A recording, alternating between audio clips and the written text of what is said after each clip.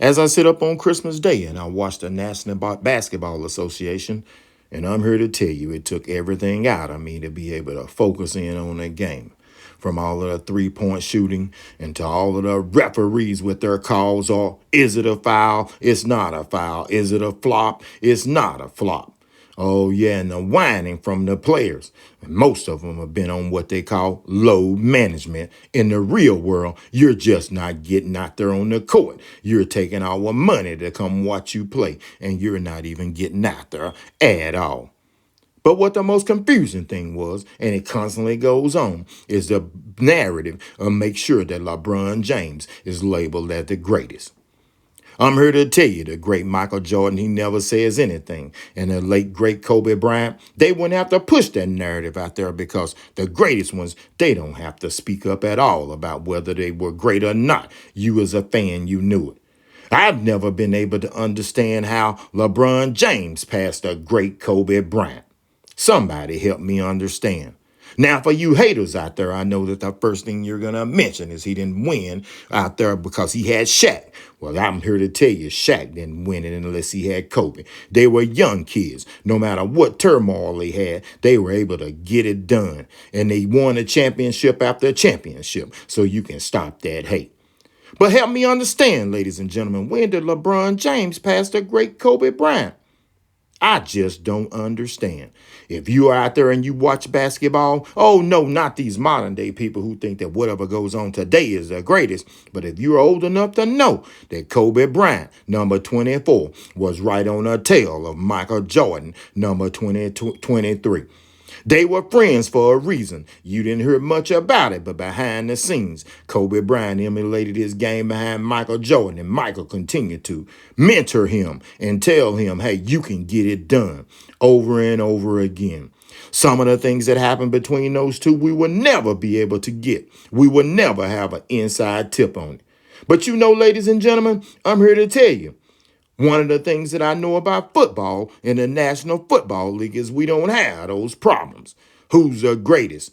Am I number 2? Am I number 3? And if you label me number 3, I'm not going to like it. We all know that the GOAT is Tom Brady, but no football players out there, no fans really want to take the fact that we don't play like that. We know that Joe Montana is the second greatest quarterback of all times. Oh, yeah, there are some people that might come up and say, oh, my favorite was Aikman or my favorite was this. But at the end of the day, NFL fans know that it was Tom Brady and Joe Montana. But you never heard of legendary Joe Montana making his business to make sure that he's labeled as the greatest. He doesn't have to do that. His play done all the talking for him.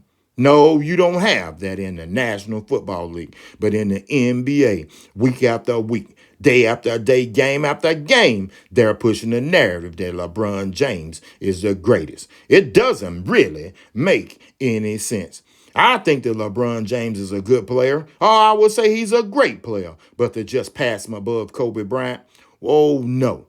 Now, let's make sure we got this thing straight. We know all about Patrick Mahomes, but National Football League fans will tell you Patrick has all the opportunity to pass Joe Montana and possibly, with a miracle, without injury, to pass the GOAT, Tom Brady. But nope, you don't hear Patrick Mahomes and his fans out there pushing that narrative that Patrick Mahomes has passed Joe Montana. Patrick Mahomes himself will tell you that nope, they've done a lot more work than he has. That's what you call humility, ladies and gentlemen. He's not pushing that narrative out there. That's why the National Football League, some of the reasons why they continue to get the great ratings that they do over and over again. Yeah, we don't like some of the things that go on in the National Football League, but in the National Football League, we don't have to worry about somebody making it their business in the media to make sure that they're labeled as the greatest. It just doesn't make any sense. And if you watch my videos, you know what I'm about to say. This is driving me crazy.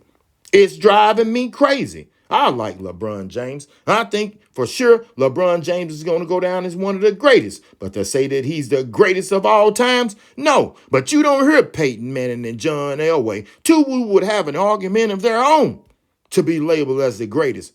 You don't hear a whisper out of them. You don't hear their media team putting out something saying that they're better than Joe Montana or they're better than Tom Brady. That's humility, ladies and gentlemen. They're humble and kind men who understand that hard work is what counts. And all the work that you done on the field, it's going to be left up to the fans to determine who they feel like were the greatest. They're not going to push that narrative out there. They're not going to do it. But you know what happens in the National Basketball Association. If you don't say that LeBron James is the greatest, they're going to kick you off. They may shut my little YouTube channel down for even saying this. But you know, at the end of the day, I do not care. LeBron James. Yeah, LeBron James is good. LeBron James will dunk on you. He's a big man. We've never seen a man of his size and his stature go out and play like he's playing right now.